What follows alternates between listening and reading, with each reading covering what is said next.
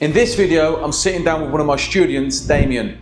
He went from working 60, 70 hours a week, working for BT as an engineer, digging holes in the cold and the rain. And he knew deep down he was meant for more. He was unfulfilled and he knew that he wasn't hitting his true potential. So he booked a one-way ticket to Asia. He became a remote sales closer, and 1 year later, he now runs a 7-figure sales team in fitness. So if you're ready to sit down, be inspired. Damien, good to have you back, mate. I know the first one that we did, unfortunately, I forgot to press record, so second time lucky. But good to have you on board, man. How's it been? Yeah, morning, mate. All good, mate. Obviously, back in the UK now, but it's good to see your face, bro.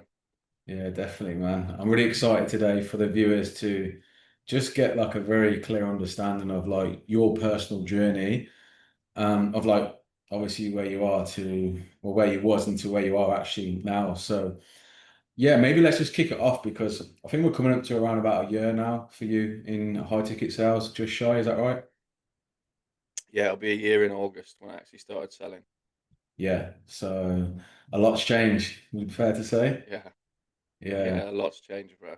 Yeah, good, good. So going back to, yeah, probably just before you was heading out to Asia to do some traveling. I remember the conversation that we had. You was like, James, I wanna make money online when I'm traveling. I don't want to just, eat into my savings. And I remember you saying like you wanted to go down the e-com route.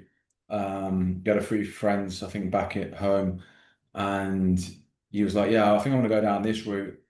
And I think we had a conversation about it where e-com's great, but there's a lot of moving parts where you obviously have to get, the marketing right, the fulfillment, and it's a lot to do by yourself. Would that be fair to say?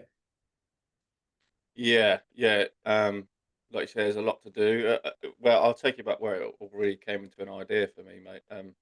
I was in Italy with some friends on Yes. a track Yeah. day, and they all got their own businesses. A couple of them do e-commerce. A couple of them got construction businesses. But the thing is, they all manage their own time, right? So I started speaking to these guys and just said, like, how are you managing your time? How are you just picking up and going wherever you want in the world? Because for me, I had to actually pull a sickie to get on that holiday. I had to ask the boss. He said no, and then I pulled a sickie, and I was like, this isn't for me. So these boys then said they do e-commerce. So I just thought I didn't know anything else. So I thought that's what I'm going to do. Um, Obviously, quit the job and then started traveling. Obviously, speaking to you whilst traveling. I just had in my head that's what I was going to do because that's what I needed to do to continue Yeah. living that life. Um, but then when I started looking into it, yeah, there's a lot. It takes a lot of time up. Um, Obviously, it's still good, but I think it just probably wouldn't have suited me in the way I wanted to live my lifestyle. Yeah, definitely. And it's smart of you to be open to other opportunity as well, because when we had that initial conversation, I said, look, just just have a look at high ticket sales. There's no risk because, it's just you're the middleman. You obviously take, leads that come into your calendar, have a conversation, help that business scale, help that person, achieve their goals, and obviously you get paid for it. And yeah, the rest is history, right? Yeah, yeah, for sure, mate. Obviously, when you first mentioned it to me, I just thought, What is this? Like, this Yeah, can't be real. It seems too good to be true." yeah, Um, Or you're telling me all I have to do is have a conversation with someone to help them change their mindset, and then I get paid for it. yeah, Um, definitely. So but yeah, let's take it all the way back then before you had that conversation with your friends out on the track. Because for anyone that doesn't know, Damien is a bit of a nut job on the bike. Would be fair to say you've had some pretty big bikes in the past. yeah, yeah, Yeah, I'd love to get another one now. That's the next goal, bro. Get a new bike now. yeah, no, I love that, man. You'd be stacking them commissions as well. So, what was you doing like back in the UK before? Yeah, you even made this trip to kind of Asia and Bali. Yeah, so for me, I walked straight from school onto the building site, working with my dad, and then moved on from him to other friends' businesses. Spent about probably 11 to 12 years purely just doing building and landscaping. Um, and then from there, I went into working for BT. as a telecoms engineer. I thought the salary, the sick pay, the bonuses, all that, I thought, oh, it all sounds great.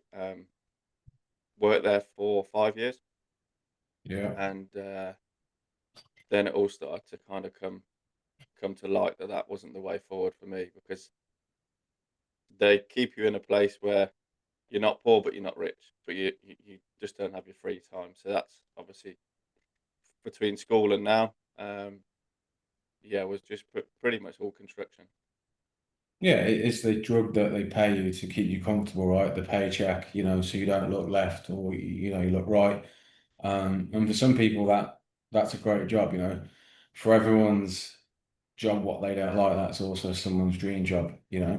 But it's okay to want more in life, right? Um, so what was like the typical wage that you was picking up as a BT engineer? You was doing quite a lot of hours, I remember you saying as well. Yeah, so my base was £1,900 if I did no overtime. But I used to work 4 hours, 4 days, 4 days, 10-hour days, for Yeah. 1,900 quid, which I thought was not too bad, but it wasn't a lot of money. And then to bump up my money, I'd do a lot of overtime. So I was doing like 70-hour weeks. I'd do like 20-hour days. Um, Wow. and then with that, working consistent 70-hour weeks, it would just bump my wages up to about 3 grand max. Yeah. So it just turned out I was paying more in tax and national insurance and stuff like that. So it wasn't really benefiting me a massive amount. Yeah, but it just shows like also the drive that you had, the hunger to want more, but you're just in the wrong vehicle, right? Obviously you was Yeah. doing the best of what you could do with the knowledge and the experience of life of what you know of how you see the world, right? It's like until you see what else is out there and you have the open mind to new information to see what's possible. And I think that's what I love about you, Damien, is you've seen what I was doing. And for context, me and Damien were in Thailand traveling and he was, I was closing at the time on a trading offer and he just seen me closing deals and I was like, yeah, just doing $1,200, $800. I think the one day it might have been $2,400 in a day commission. And I think it really piqued your interest of like, yeah, James, like what is this high ticket sales?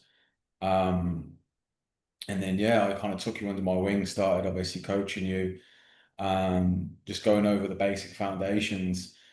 And at first, I would say for you personally, you've done like face to face in BT, where you go to people's doors, you'd introduce yourself. So you already had like an understanding of like how to speak to someone. Like it's a shame some kids growing up this day and age, they're glued to the computers. They're not having that kind of daily interaction like they should. But you already had that, but also you had a very strong mindset from your rowing days when you was obviously competing. So I knew you had it in you to do it. I feel you just didn't know if it was actually possible until you started doing it. So maybe share like what you was doing, like because the rowing and stuff, I think, in my opinion, added like a lot of value to your mindset because sales is mindset, right? Oh yeah, it's all mindset. I believe it's all mindset and attitude towards it. Obviously, skill Yeah. sets takes you so far, but if you've not got the right drive, the skill set's useless. So, yeah, I think you're right, mate. Obviously, that rowing background probably did help. Just being willing to fail, basically. Yeah. Um, Obviously, everyone looks at me for the achievements I made. Um, all my top achievements, like competing for England and a lot of big wins, were in 1 year. They don't look at the 5 years of losses Yeah. previous to that. Do you know what I Exactly. mean? So I used to lose so many races, and I'd just get back in the gym twice a day, 6 days a week, on the river at 5 in the morning, and then go to the building site for 5 years before I achieved that one win for England. So Yeah. just that willingness to fail, but not blaming everyone else. What did I do wrong to not win this race? What can I do next time to put me 1% closer to winning that race? So all that definitely relays over into this space for sure.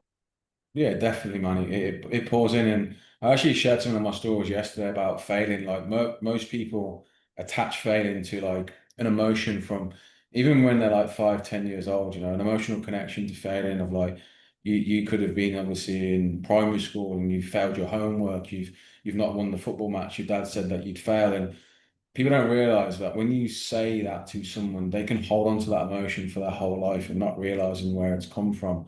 You know, you need to pass your GCSEs. You can't fail. You can't fail university.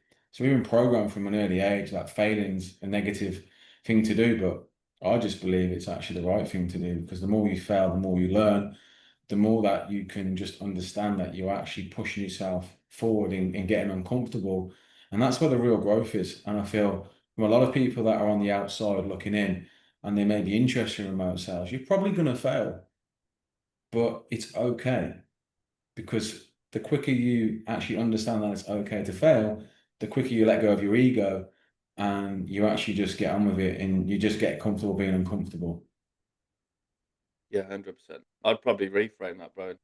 So that there's going to be a point where they definitely fail. Yeah, You know, like I when I started, I'd go 2 weeks without a sale, and I thought this isn't for me.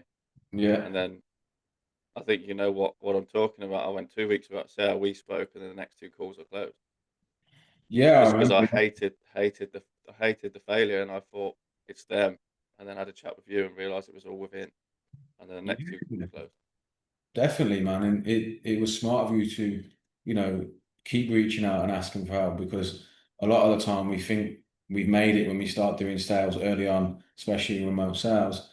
But it's ever evolving, you know. Always a student, I told you, and I think you took that on and you've been out there, you've invested more money, you've got more coaching because you're serious about becoming obviously a top 1% in the game. And that's why, you know, you are where you are today. Um, so like fast forwarding to where we are now, you know, a lot's changed, right? You know, you're making more money than you've made, obviously, in BT. You're a team leader, you know, seven-figure team. You also have another offer as well where, you know, that's a B2B. So you've challenged yourself by changing from a B2C to B2B. So yeah, give the viewers a bit of context on what offers that you're on, what you do, and yeah, and what you've achieved since coming into remote sales.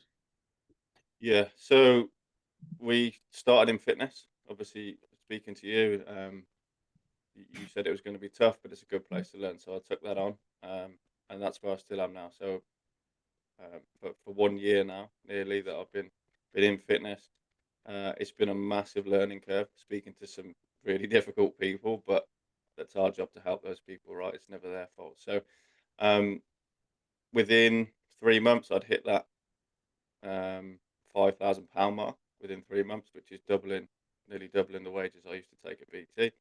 Yeah, And then within 5 months, I was asked to be a team leader. So leading that team obviously gets me an override of commissions as well, which is great. But for me, was the win there for me was knowing that the sales manager and the company believed that I was good enough already to lead other lads into a position yeah. to lead that team. Massive Um, credit because Kyle, obviously another RSA student, like he was in your team, right?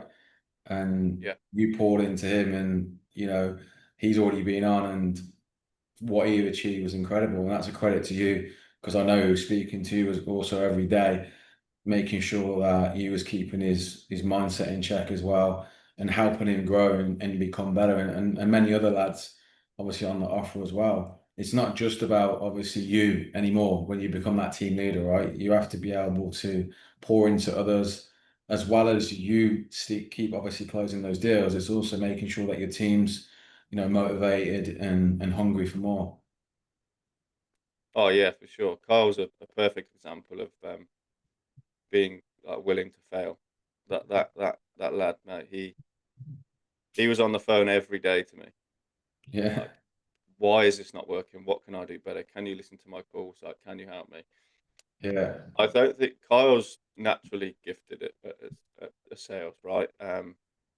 And his skill set is way better than mine. The difference between me and Kyle at the time was my mindset was probably yeah, slightly different. So I helped on the mindset side. As soon as he got his mindset in check, and then he just took off. He just took off like a rocket, man. And we know the months he's hit. But yeah, yeah, just being that example of they can see me losing, but they still see me getting up the next day and posting in our channel. I'm taking 10 calls today. I didn't close a deal yesterday, but I'm still going to take 10 calls. Um, yeah, Kyle, obviously two other lads that they're both now team captains as well, and that's what they've all taken from me is that just that drive. Um, so yeah, that for me is one of my best achievements so far. Just helping others achieve. Definitely. And then making that transition from B to C and testing yourself and going obviously from the phones, let's say all the achievements that you've got are from the phones. And he was like, look, bro, I want to test myself. And you went and got yourself on a B2B offer on Zoom, just like we're talking now. So that's another, step up, going obviously onto Zoom, and you've already been like banging obviously deals in the back of the net on there as well. Yeah, yeah. So it's a massive change, obviously, going from speaking to old people on the phones to speaking to serious business owners, and sometimes there's two business owners on a call, Yeah. and they're both peppering me with lots of different questions. So it's a massive change, but it's a challenge. And you know, bro, you know me, I love a challenge. So um, it's taken off. Like it's really starting to take off, and the business owners have been the closers on the offer for since it obviously started. So they've put a lot of trust in me, being one of the first closers they've ever brought on to sell their product.